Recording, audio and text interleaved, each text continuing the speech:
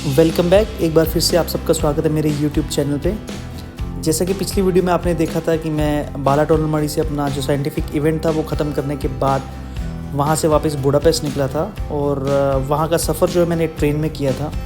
सबसे पहले ट्रेन की टिकट लेने के बाद मैं सीधा जो ट्रेन के जो टीटी थे मैं उनके पास गया। मैंने उनसे ये पूछने की कोशिश करी कि मेरे पास जो टिकट थी वो सेकेंड एसी की थी और मैंने उनसे पूछा कि क्या हम बिल्कुल सही बोगी में बैठे या नहीं। तो उनकी मेरे साथ कुछ टाइम बात हुई तो उन्होंने मेरे को कहा कि आप कहीं भी बैठ सकते हो। तो फिर उन्होंने मेरे को एक इस वाले बोगी में जाके मुझे बैठने को बोला, जहाँ पे साथ में आपको एक कॉफ़ी शॉप कम बार मिल जाती है, वहाँ से आप कुछ भी ड्रिंक कर सकते हो। और वहाँ 3-4 बंदे जो वहाँ के लोकल बैठे हुए थे, उन्होंने जब देखा मेरे को तो वो पहचान गए कि ये हंगेरियन तो नहीं है। सो उनसे काफ़ी अच्छी बात होने लगी मेरी।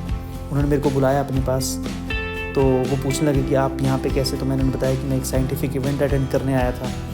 सो वो काफ़ी इम्प्रेस हुए कि आप इतने दूर से एक इवेंट अटेंड करने आ रखे हैं, वो भी हंगरी के इस एरिया में। सो उनसे काफ़ी अच्छी मेरी इंटरेक्शन हुई, कोई 15-20 मिनट की। सो फिर उन्होंने मेरे को कुछ ड्रिंक के लिए ऑफ़र किया, बट जैसा कि आप सबको पता है मैं पीता तो हूँ नहीं। सो मैंने उनको थैंक्स बोला और मैंने उन्हें बताया कि मैं जस्ट कॉन्फ्रेंस से ही आ रहा हूँ। तो हमारा लंच अभी जस्ट हमने 1 घंटा पहले ही किया है।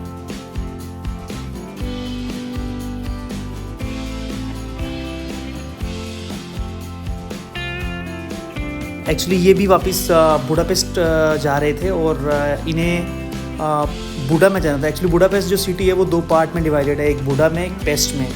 सो हमें जाना था वापस पेस्ट में और ये बुडा में जा रहे थे। तो इन्होंने बोला कि अगर आपको कुछ हेल्प की ज़रूरत है तो आप मुझे बताइए, मैं आपको अपनी कार से ड्रॉप कर दूँगी। क्योंकि बुडापेस्ट उतरने के बाद इनकी कार वहाँ कहीं पार्क थी, तो ये वहाँ से अब वापस अपनी कार में सफ़र करने वाले थे। काफ़ी देर इनके साथ गप्पे मारने के बाद मैं अपना जो सफ़र था उसे एंजॉय करने लगा। फिर मैंने बैठ के बाहर का नज़ारा था उसे काफ़ी एंजॉय करा अपनी इस जर्नी में।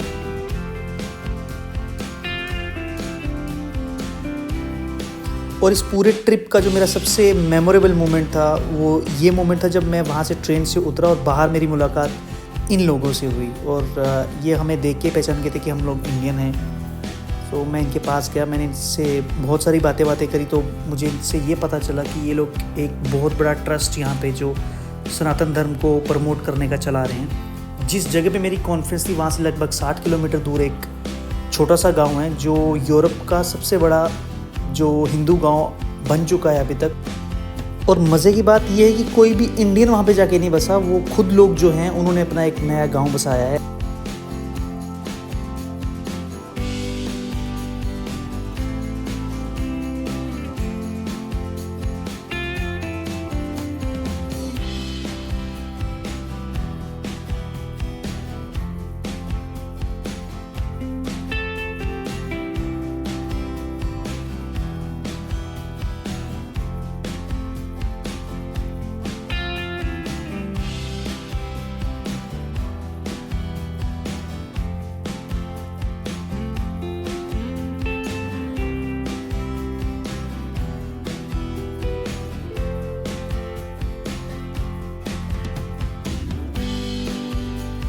इनके साथ जो 30 मिनट की कॉन्वर्सेशन थी हमारी, उसमें हमें हंगरी के बारे में बहुत सारी इंटरेस्टिंग चीज़ें पता लगी और कैसे एक जो पर्टिकुलर गांव है हंगरी का वो अब हिंदू सनातन धर्म पे की राह पे चलने लगा है और वहाँ पे सब लोग जो हैं वो संस्कृत पढ़ते हैं। उनके बच्चे जो हैं एक संस्कृत स्कूल उनका अपना है, वहाँ पे वो पढ़ते हैं बच्चे।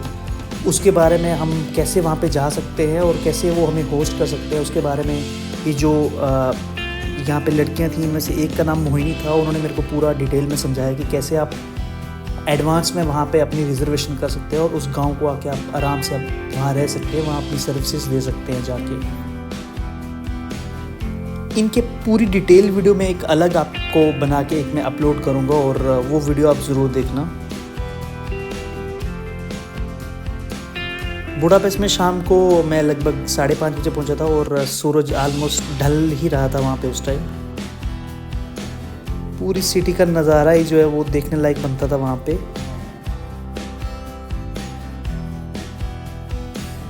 लगभग 1.5 किलोमीटर चलने के बाद मैं पहुँच गया जो हंगरी का सबसे आइकॉनिक सस्पेंशन ब्रिज है वहाँ पे।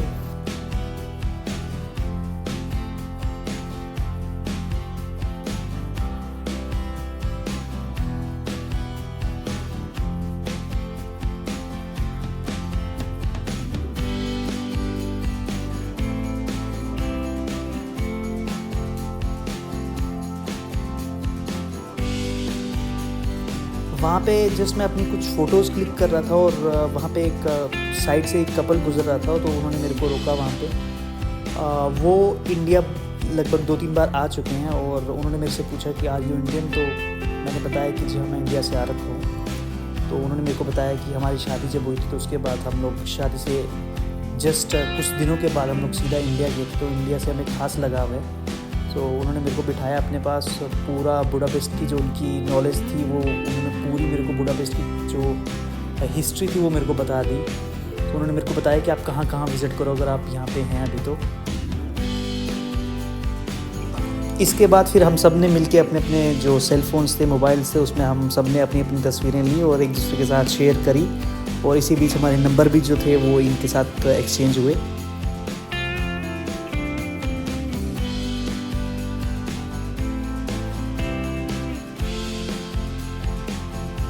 और जो बुडापेस्ट का फेमस सस्पेंशन ब्रिज है उसके ऊपर जब आप जाते हैं तो आपको कुछ ऐसे नज़ारे दिखते हैं। एक साइड आपके पेस्ट सिटी है और एक साइड आपकी बुडा सिटी है, दोनों को मिला के इस पूरे टाउन का जो नाम है वो बुडापेस्ट बन गया। और ये जो सस्पेंशन ब्रिज है इसके दोनों साइड आपको शाम के टाइम पे कुछ ऐसी डीजे पार्टीज़ जो है वो देखने को मिल जाती हैं, और आप इसे शाम को जाके एंजॉय कर सकते हो वहाँ पे। और इसके साथ ही अगर आप क्रूज़ का शौक़ रखते हैं तो नीचे क्रूज़ पार्टीज़ भी चलती हैं, और बहुत सारे खाने के ऑप्शन भी आपको यहाँ पे मिल जाते हैं। स्ट्रीट फूड मेरे को कहीं दिखा नहीं, बट यहाँ पे थोड़ा बहुत जो स्ट्रीट फूड था वो आपको यहाँ पे मिल जाता है।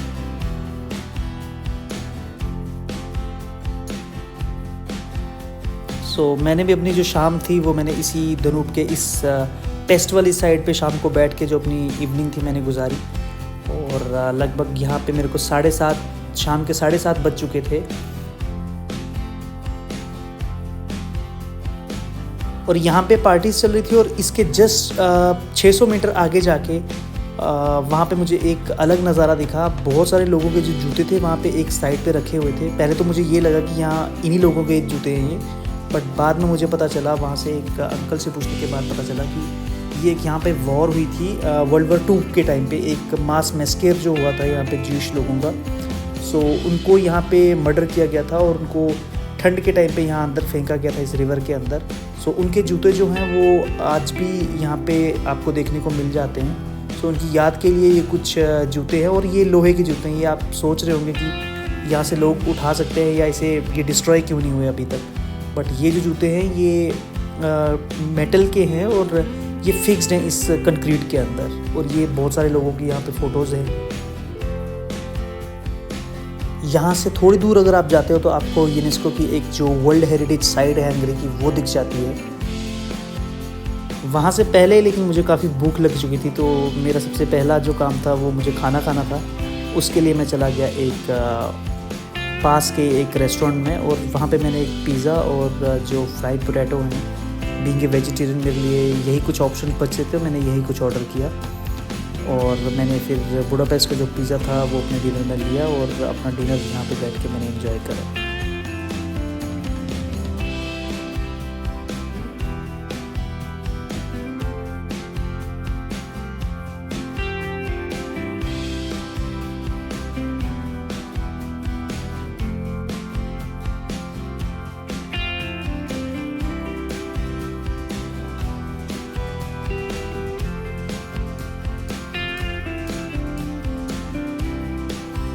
खाना खाने के बाद हमने आंटी को करी बिलिंग, और वहाँ से हम वापस निकल गए अपनी डेस्टिनेशन की तरफ। इस व्लॉग में मेरे साथ बने रहने के लिए थैंक यू सो मच, और ऐसे ही व्लॉग देखने के लिए आप जुड़े रहिए शुरू व्लॉग पे। हम लोगों की जल्द मुलाकात होगी एक नए व्लॉग।